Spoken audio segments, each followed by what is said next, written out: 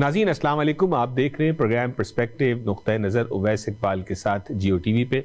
नाज़रीन सन 2022 अपने अख्ताम को पहुंचा और 2022 का जो साल नाज़रीन कई हवालों से ट्रांजिशन ईयर साबित हुआ। सबसे पहले अगर आप कोविड-19 को याद करें कि लॉकडाउन की सूरत हाल हुआ करती थी, इवन 2022 में भी ऐसा मोमेंट आया, लेकिन आज जब हम दिसंबर के महीने में और 2023 की जब हम बातें कर रहे हैं तो हमें जो है वो अपनी ज़िंदगी खासी हद तक नॉर्मल नज़र आती है। जहां कोविड-19 के हवाले से ये ट्रांजिशन ईयर साबित हुआ, वहीं नाजरीन कई हवालों से ये रीसेट भी हमारी ज़िंदगियों के अंदर हुआ। न सिर्फ हमने अपने प्यारों को, कोविड में बहुत सारे लोग इस दुनिया से चले गए, अल्लाह को प्यारे हुए, बहुत सारी फैमिलीज रीसेट हुई, वहीं नाजरीन इकॉनमी के हवाले से भी बहुत सारा मामला रीसेट हुआ। ख़ास तौर पर अगर रियल इस्टेट पर तवज्जो दी जाए, कहाँ की मार्केट कहाँ से कहाँ आ गई, जो और दूसरी जानिब बैंक ऑफ कनाडा या अमेरिका में बैंकों ने इंटरेस्ट रेट्स को कहां से कहां पहुंचा दिया। जी हाँ नाज़रीन, दिसंबर की 7 तारीख को बैंक ऑफ कनाडा ने एक मरतबा फिर 0.5 बेसिस जो है वो इंटरेस्ट रेट बढ़ाया, जिसके बाद ये 7वां कंसेक्यूटिव इस साल इंटरेस्ट रेट हाइक था, जिसके बाद अब उम्मीद की जाती है कि शायद अब बैंक ऑफ कनाडा ब्रेक लगाएगा और मेरी और आपकी ज़िंदगी में ये जो महंगाई का जिन है इस पर कैसे काबू पाया जाए। नाज़रीन, इसी हवाले से आज हमने बात करने के लिए दावत दी है जनाब डॉक्टर मुर्तज़ा हैदर साहब को, जो प्रोफेसर हैं डेटा साइंस और रियल स्टेट मैनेजमेंट के at Toronto Metropolitan University TMU। Doctor साहब अस्सलाम वालेकुम and welcome to the show. वालेकुम अस्सलाम, बहुत शुक्रिया बुलाने का। डॉक्टर साहब, जो मैंने अभी अपने इंट्रो में कहा कि दिसंबर की 7 तारीख को बैंक ऑफ कनाडा ने फिर इंटरेस्ट रेट बढ़ाया है, गो के बहुत बड़ा रेज नहीं है, 1% नहीं है, 0.75 नहीं है, 0.5 है, तो थोड़ा सा तो हमारे नाज़रीन को बताएं कि जो ट्रांजिशन ईयर अब हमारे अख्ताम पे है और इस हवाले से जो इंटरेस्ट रेट की जो रीडिंग्स है इसको कैसे लिया जाए, क्या अब ये ब्रेक लगने वाली है? जी बिल्कुल, ये जो 0.5% का इंक्रीज है जिसको हम 50 बेसिस पॉइंट्स कहते हैं, ये मामूली इंक्रीज नहीं है, ये बहुत काफी बड़ा इंक्रीज है। इंटरेस्ट रेट की मूवमेंट इतनी बड़ी नहीं होती आम हालात में, छोटी होती हैं, और ये मूवमेंट जैसे आपने फरमाया कि ये 7वीं इंक्रीज है सक्सेसिव, तो तकरीबन 0 से हम इस वक्त 4+ पर आ गए हैं बेंचमार्क रेट्स में, और उसके बाद फिर मॉर्गेज रेट्स इससे ज्यादा होते हैं। तो ये एक बहुत ही कलील अरसे में, गालिबन फरवरी मार्च से लेकर अभी तक ये इंक्रीज हुआ है, और ऐसे इतना रैपिड इंक्रीज इसकी नज़ीर माजी में नहीं मिलती। अब सवाल ये पैदा होता है कि ये क्यों किया गया। तो आपने जैसा कहा ना कि ये इंटरेस्ट रेट्स बढ़ रहे हैं, तो इससे जो है वो कीमतों पे क्या असर पड़ेगा। यस, तो असल में इंटरेस्ट रेट बढ़ाए ही इसलिए जाते हैं कि कीमतें कम हो जाएं, ये कीमतों को बढ़ाने के लिए नहीं होते। इसका वजह ये होती है कि जो कॉस्ट ऑफ बोरोइंग है वो बढ़ जाती है। कॉस्ट ऑफ बोरोइंग के बढ़ने से इकोनॉमिक एक्टिविटी थोड़ी आहिस्ता होती है, लोग फर्म्स जो हैं वो अपना फैलाव में कमी करती हैं, कम लोगों को हायर करती हैं, और लोगों की तनख्वाहों में इजाफे कम होते हैं, तो जो कुव्वत खरीद है एक आम सारिफ की वो थोड़ी कम होती है, और जिसकी वजह से फिर कीमतों के जो बढ़ावा है उसमें पहले ठहराव आता है, और फिर अगर वाक़तन ये इंटरेस्ट रेट्स इतने बढ़ जाएं कि रिसेशन में हमको ले जाएं, तो फिर ये होता है कि फिर कंपनियां अपनी प्रोडक्शन रोक लेती हैं, यानी बढ़ाने से रोक लेती हैं या कम कर लेती हैं, लोगों की नौकरियां चली जाती है, जिसकी वजह से फिर जो सारिफीन की अशिया हैं उनकी उनकी डिमांड में उनकी तलब में कमी आती है। फिर क्या नतीजा निकलता है कि कीमतें फिर कम होती हैं। तो ये इंटरेस्ट रेट्स के बढ़ने की बड़ी जो वजह है या जो मकसद है वो यही है कि किसी तरीके से जो इन्फ्लेशन है जो कभी 7-8% पे चलेगी, तो इसको किसी तरीके से खींच तान कर 3% तक लाया जाए। अभी करीबन 6 के करीब है, लिहाजा ये गोल है। और लेकिन इसमें फिर लोगों को और भी बड़े मसाइल होते हैं, जैसे आपने तस्करा किया रियल स्टेट का, कि हो सकता है कि आम चीज़ों की कीमतों में थोड़ी बहुत कमी वाक़ई हो, लेकिन जो कॉस्ट ऑफ लेंडिंग है वो मॉर्गेज कॉस्ट को बहुत बढ़ा देती है। जी बिल्कुल, कॉस्ट ऑफ लैंडिंग बढ़ चुकी है। और दूसरा ये बताएं कि अब जब ये 50 बेसिस पॉइंट है, गो के आपने कहा कि फिर भी बड़ा जो है वो इंक्रीज है, लेकिन जो पीछे 1% का 75 का इंक्रीज देखा उसके मुकाबले में कम है, तो क्या अब जो हम मेन स्ट्रीम मीडिया पे भी देख रहे हैं, ये कहा जा रहा है कि शायद ये सिग्नल भी है कि अब शायद बैंक ऑफ कनाडा जो है वो जनवरी की 25 तारीख को 2023 में जब नेक्स्ट मीटिंग होनी है तो शायद इसको होल्ड करे। इसके क्या इशारे हैं? इसके इशारे बैंक ऑफ कनाडा की स्टेटमेंट में खुद हैं जो उन्होंने आज रिलीज की, और उसमें उन्होंने इसी तरह का अंदिया दिया है कि शायद वो अब वेट एंड सी की पॉलिसी अपनाएंगे और उसमें उन्हीं की जो उन्होंने ज़ुबान इस्तेमाल की, उससे लगता है कि वो शायद जनवरी में मज़ीद इंटरेस्ट रेट्स को, बेंचमार्क इंटरेस्ट रेट्स को ना बढ़ाएँ। उन्होंने खुद थोड़ा-सा उसमें लफ्ज़ों का इंतखाब किया कि जिससे ये माने अख़ज़ किए जा सकते हैं। ऐसा ही होगा। अगर ऐसा होता है लेट्स से जनवरी की 25 को, तो फिर तो जो बायर जो साइड लाइन बैठा है वो इसी उस पे बैठा था कि बॉटम कब टच होगा। तो क्या ये कहना सही होगा कि जब अगर 25 को ये ऐलान नहीं आया और वो स्टेटस को रहा, तो क्या मार्केट उस समय जो है बॉटम टच कर चुकी होगी? रियल एस्टेट की जो मार्केट है उसको 2 तरीकों से आप बयान कर सकते हैं। एक ये कि सेल्स कितनी है, ठीक है? कितने घर बिक रहे हैं, और दूसरी कि कीमतें कैसी जा रही हैं। मेरी ज़ाती राय ये है कि कीमतों में कमी जो है वो कुछ कदरे कम है, यानी ऐसा नहीं हुआ कि कीमतें जो है वो 25, 30, 40% गिर गई हों। वो एवरेज प्राइस को जो है ना, जो औसत प्राइस है उससे अंदाज़ा नहीं होता। उसकी वजह ये कि पहले बड़े घर बिक रहे हों तो वो महँगे थे, अब छोटे घर बिक रहे हैं तो वो सस्ते हैं। पहले सिंगल फैमिली डिटैच ज़्यादा बिक रहे हों तो वो महँगे हैं, अब कंडोमिनियम बिक रहे हों तो वो सस्ते हैं। तो आपको जो देखना होता है वो उसको कहते हैं, जो कैनेडियन रियल एस्टेट एसोसिएशन का बेंचमार्क प्राइस इंडेक्स है। तो वो बताता है कि ज़्यादा फ़र्क नहीं पड़ा कीमतों में, 5 से 10% के करीब है।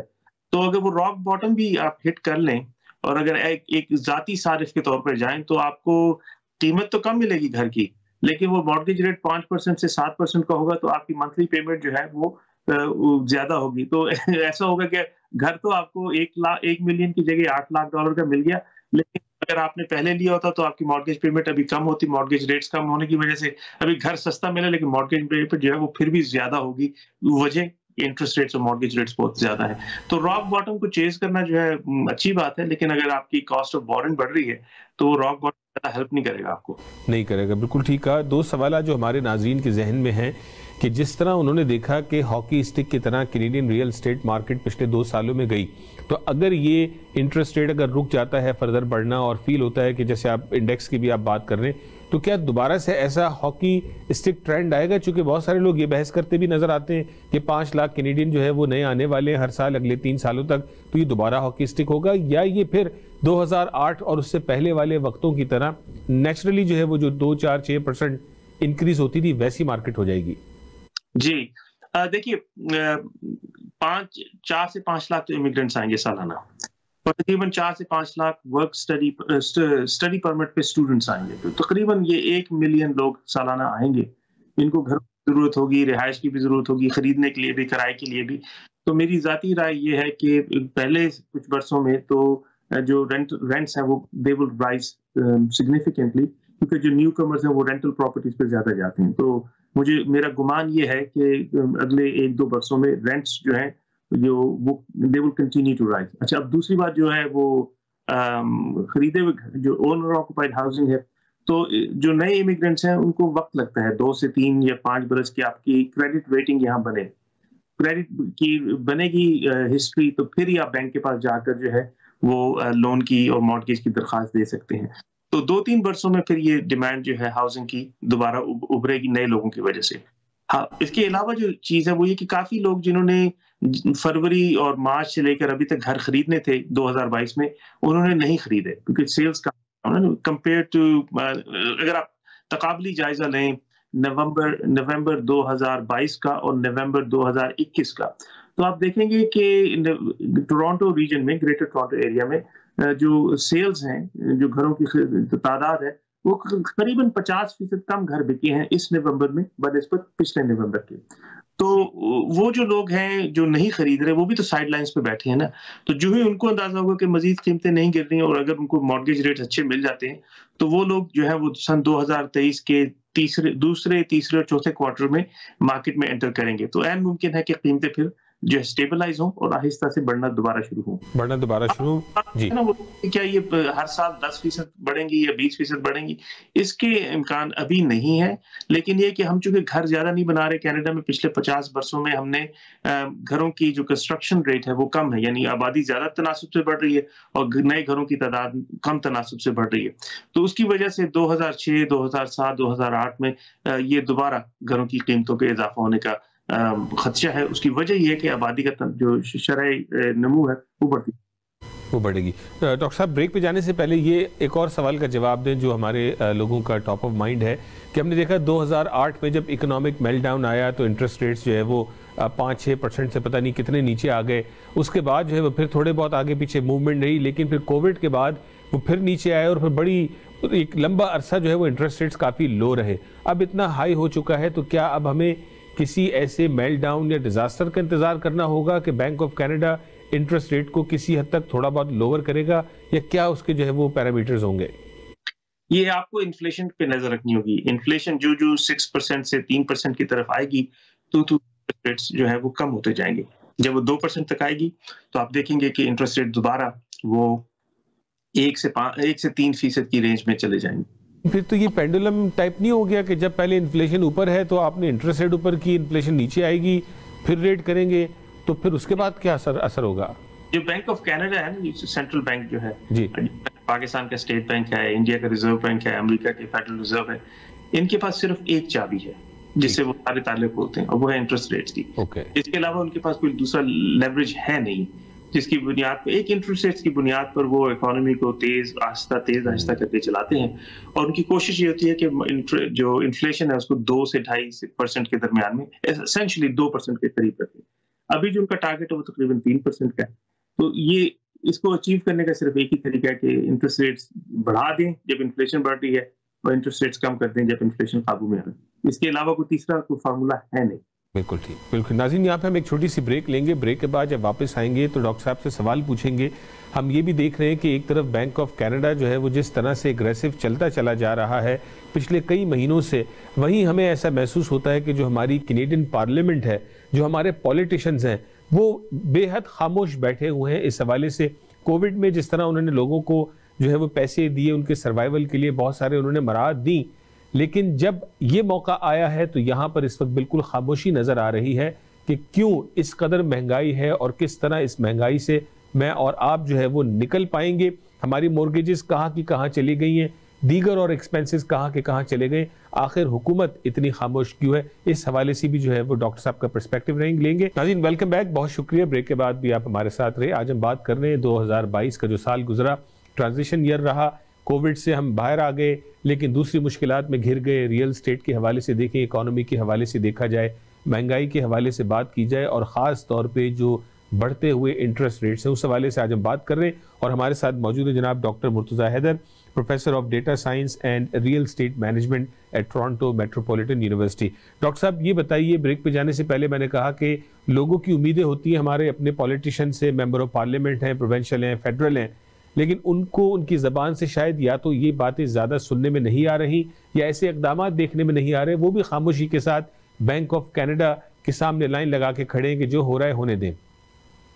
जी, उसकी बड़ी वजह यह है कि ये जो सेंट्रल बैंक्स होते हैं, स्पेशली अमेरिका, कनाडा और यूरोप में, ये इंडिपेंडेंट होते हैं। They are at least at an arm's length from the government. Government जो है वो उनको अपॉइंट तो जरूर करती है, गवर्नर्स को और बाकी लोगों को, लेकिन इनके जो ऑपरेशंस हैं they are at an arm's length. तो जो दूसरे ममालिक में जिस तरह पाकिस्तान है, वहां आप काफी इन्फ्लुएंस कर सकते हैं, डरा धमका लेते हैं बैंकर्स को, सेंट्रल बैंकर्स को। यहाँ ऐसा मुमकिन नहीं है। लिहाजा जो पार्लियामेंटेरियंस हैं आपके, मसलन शिकूरमी से कोई इलेक्ट होकर आया है या कोई थंडर बे से इलेक्ट होकर आउट हुआ गया है, तो उस मेंबर पार्लियामेंट के पास कोई वजह ही नहीं है, कोई अथॉरिटी नहीं है कि वो रिजर्व बैंक को या federal bank of central bank of Canada को कहे कि भाई आप जो है इंटरेस्ट रेट्स ऊपर नीचे करें। जो जहां तक ताल्लुक है रियासत का कि वो सेंट्रल गवर्नमेंट, जो हमारी ऑटोवा में गवर्नमेंट है या प्रोविंशियल गवर्नमेंट जो है, वो फिर क्या कर सकती है? तो they can provide targeted relief if they think things are really getting out of control. वो मसलन फर्ज कीजिए कि अगर ग्रोसरी के बिल्स जो है लोअर इनकम हाउस होल्ड्स के लिए बहुत ज्यादा बढ़ जाते हैं और मसला फाकुन तो कहा जाता है, या ऐसा कि न्यूट्रिशन जो है वो लगे कि ये अब जो लो इनकम हाउस होल्ड्स हैं उनको न्यूट्रिशियस मील्स नहीं मिल रहे प्राइसेस की वजह से, then the government can offer a targeted subsidy के इस इनकम से कम लोगों के लिए ग्रोसरी के लिए हमने यानी $500 का चेक भेज दिया या $1000 का चेक। तो सरकार के पास ऐसे तरीके हैं कि वो रिलीफ के लिए फंड्स दे सकती है, लेकिन सेंट्रल बैंक को नहीं कह सकती कि अच्छा अब आप रेट जो है वो कम कर दीजिए। बिल्कुल ठीक है, ये भी अच्छा है, लोगों को ये बात भी समझ में आए कि किस तरह से गवर्नमेंट ऑपरेट हो रही है और ये इंडिपेंडेंट इदारा कैसे ऑपरेट हो रहा है। ये बताएं कि आपकी रिसर्च या आपके डिपार्टमेंट की, आपकी यूनिवर्सिटी में और भी ज़्यादा लोगों के साथ आपकी बातचीत होती होगी, उस चीज़ को सामने रखते हुए ये जो भी पीरियड है 6 महीने का, साल का, 18 महीने का, जिसमें इंटरेस्ट रेट्स ने हाई रहना है और इन्फ्लेशन नीचे आते आते आएगी, उसमें आपको क्या लगता है कि कितनी परसेंटेज या क्या ऐसा डेटा है कि जिसके तहत ये बताया जा सके कि कितने लोग उड़ जाएंगे? उड़ने से मेरी मुराद ये कि बहुत सारे लोगों ने अपनी चादरों से ज़्यादा पाँव तो फैलाए हैं, प्रॉपर्टीज़ मल्टीपल्स ली हुई हैं, क्लोजिंग्स भी आने वाली हैं, किसी के और मसाइल हैं, तो क्या नज़र आता है कि किस हद तक लोग मुश्किल का शिकार होंगे? जी, ये बहुत मुश्किल है बताना। फ़ोरकास्टिंग हमारे एक बहुत बड़े स्टैटिस्टिशियन थे, फ़ोरकास्टिंग के प्रोफ़ेसर थे अमेरिका में, बर्तानिया में, जॉर्ज बॉक्स, तो जिनके नाम पर काफ़ी सारी फ़ोरकास्टिंग मेथड्स हैं। उन्होंने कहा था कि all models and forecasts are wrong, some are useful. तो ये कि फ़ोरकास्ट तो करना बड़ा मुश्किल काम होता है, लेकिन ये कहना बहुत मुश्किल है कि क्या 1% या 2% या 10% घराने इससे मुतासिर होंगे। मुतासिर ज़रूर होंगे, लेकिन हमारे यहाँ जो कनाडा और अमेरिका का फ़र्क है ना, उसमें ये कि आप देखेंगे कि वहाँ जब इस तरह के हालात होते हैं, तो लोगों को हेल्थ केयर के लिए पैसे नहीं होते उनकी जेब में। कि अगर किसी ने डेंटिस्ट के पास जाना है या कोई ऑपरेशन कराना है या कोई चेकअप कराना है, तो वो फिर तंगी के दौर में वो अपनी हेल्थ को पसे पुश डाल देते हैं। या अगर बच्चों को अच्छे स्कूल में पढ़ाना था, तो वो नहीं पढ़ा पाते, तो वो किसी कम अच्छे स्कूल में डाल देते हैं। हमारा जो कनाडा का मिरेकल है, the miracle of civil society in Canada है, that is embedded in its healthcare and its public sector education। कि हमारे यहाँ खुदा ना खास्ता अगर कोई बीमार हो जाए, तो कैनेडियन हो या परमानेंट रेजिडेंट, तो उसको ये फिक्र नहीं होती कि मेरी नौकरी है। हमारे यहाँ single pair public sector health care system है। इसी तरीके से जो हमारे बच्चों के स्कूल हैं हाई स्कूल तक, वो तमाम के तमाम जो है सरकारी हैं, उनकी तमाम की क्वालिटी में फ़र्क इतना नहीं होता, क्योंकि वो सरकार खुद चला रही होती है। लिहाज़ा मैं ये कहूँगा कि अगर वक़्त मुश्किल आ भी गया, तो ये जो हेल्थ और एजुकेशन एटलीस्ट कवर्ड है, उसकी वजह से लोगों को बहुत सहूलियत रहती है। मसला जो है उन लोगों का नहीं है कि जिन्होंने क्लोजिंग करानी है, या जिनके पास मल्टीपल प्रॉपर्टीज़ हैं, ये तो खुशहाल लोग हैं। इन्होंने रिस्क लिया था मार्केट में, अब वो रिस्क जो है अगर पे ऑफ करता है तो गुड, अगर नहीं करता तो फिर दैट्स अ सैड आउटकम। लेकिन जो व्यापार है उसमें नफ़ा भी होता है, उसमें नुकसान भी होता है। तो जब नफ़ा हो रहा था उस वक़्त तो कोई कंप्लेन नहीं करता, जब नुकसान होता है तो फिर लोग कहते हैं सरकार हमारी मदद को आए। तो मैं उन लोगों के लिए मेरी हमदर्दियाँ हैं, लेकिन मैं उनके लिए ज़्यादा परेशान नहीं होता। मुझे परेशानी जो ज़्यादा लाहक होती है वो उन लोगों के लिए कि जो रेंट नहीं पे कर सकते। लेकिन अगर आपके पास 2 प्रॉपर्टीज़ हैं, अफ़ोर्ड नहीं कर रहे, 1 बेच दीजिए, ठीक है। लेकिन अगर आप रेंट नहीं अफ़ोर्ड कर सकते, तो फिर आप अपने घराने को लेके कहाँ जाएँगे भैया? यहाँ बड़ा मसला पैदा होता है। लिहाज़ा मेरी जो गुज़ारिश होती है रियासत से, सरकार से, वो ये है कि हमेशा फ़ोकस उन लोगों पे रखें कि जो मार्केट रेंट्स पे नहीं कर सकते। जो मार्केट रेंट्स पे नहीं कर सकते, उनके पास कोई दूसरा चारा नहीं है, माँ सिवाय इसके कि सरकार या रियासत उनकी मदद करे। लिहाज़ा मुश्किल वक़्त में कितने लोग आएँगे कहना मुश्किल है, लेकिन वो जो पहले से लोअर रेंट्स वाले यूनिट्स में रह रहे हैं, उनको मसला होगा कि अगर उनको किसी वजह से नए रेंटल यूनिट में जाना पड़ा और उसके रेंट बढ़ गए, तो वो उनकी वसाइल, उनकी माली वसाइल या उनकी जॉब सिक्योरिटी नहीं है कि वो इन बढ़ते हुए, जिस तरह मैंने पहले कहा कि रेंट्स बढ़ते जाएँगे, उनको डील कर सकें। लिहाज़ा उम्मीद है कि रियासत की जेब में कोई ऐसे प्रोग्राम ज़रूर होंगे कि वो टारगेटेड सब्सिडीज़ जो हैं, वो लोएस्ट इनकम जो हाउस होल्ड्स हैं, उनके लिए रखें।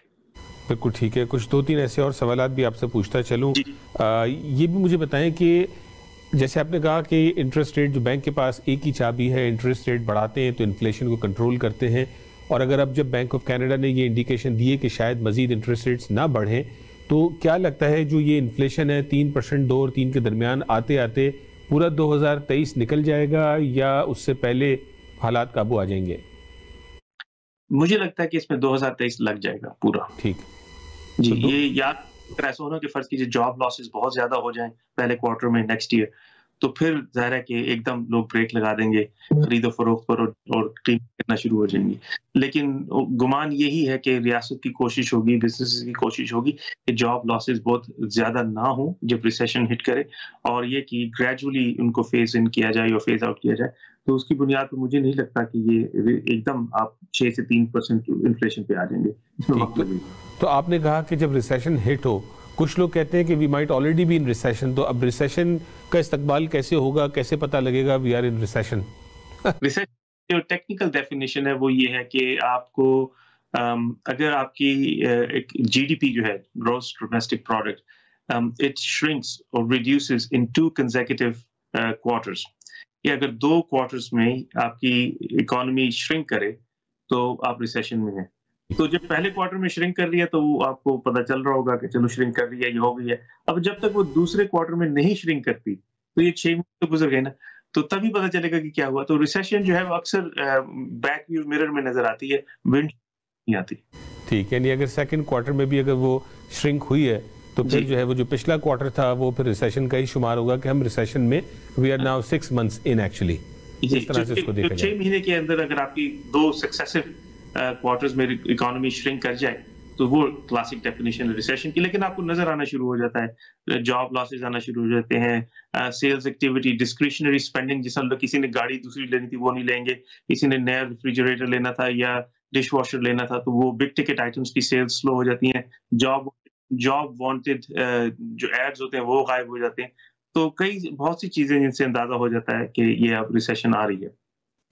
बिल्कुल ठीक है। अब ये आखिर में ये बात बताइए कि जैसे आपने कहा कि जब ये इन्फ्लेशन 2-3% पे आ जाएगा तो फिर बैंक ऑफ कनाडा जो है वो चाबी को दूसरी तरफ घुमाएगा और इंटरेस्ट रेट जो है वो शायद 3 और 4 के दरमियान आके कहीं बैठे हैं, ऐसे भी नीचे जाएं। तो लोगों के लिए क्या पैगाम है, क्योंकि हम तो फौरी पैनिक होने वाले लोग हैं और जैसे बहुत सौ की मॉर्गेज की रिन्यूअल्स भी आने वाली होंगी, जिन्होंने फिक्स करवाई हुई थी वो इस वक्त खुश हैं, जब रिन्यू कराएंगे तो फिर उस वक्त देखा जाएगा। तो अब चूंकि जिस सतह पे हम आ गए हैं तो आपकी एक एज एन आउटसाइडर या आपकी जो रियल एस्टेट मैनेजमेंट का जो आपका पोर्टफोलियो इस हवाले से आपकी क्या एडवाइस है कि now should people stay on variable? ये बड़ा मुश्किल सवाल है और मैं इसके जवाब देने में बहुत एहतियात करूंगा, क्योंकि मैं अगर कह दूं और कोई उस पर अमल कर ले और वो नुकसान उठाए तो वो अगले दिन मुझे कोर्ट ले। टोरंटो मेट्रोपॉलिटन यूनिवर्सिटी के प्रोफेसर ने मुझे कहा, हाँ, अमल किया और देखो मेरा लाखों का नुकसान हो गया। तो मैं एहतियात करूंगा। मैं बता सकता हूँ कि मैं खुद हूँ, मैं अपने हवाले से कह सकता हूँ कि मैं जब इसको देख रहा हूँ, मैं खुद जो है क्या हो सकें कि मखमसे का शिकार हूँ कि क्या वेरिएबल रेट से फिक्स्ड रेट की तरफ जाऊं, क्योंकि अगर फिक्स्ड रेट पे अभी जाऊंगा तो वो 5% पे अगले 5 साल के लिए फिक्स हो जाएगा, ये कम से कम अगले 3 साल के लिए फिक्स हो जाएगा, जिसके माने ये है कि 2022 से मैं 2025 तक चला जाऊंगा फिक्स्ड इंटरेस्ट रेट पे, जबकि मुझे गुमान ये है कि 2024 में इंटरेस्ट रेट्स कम होंगे।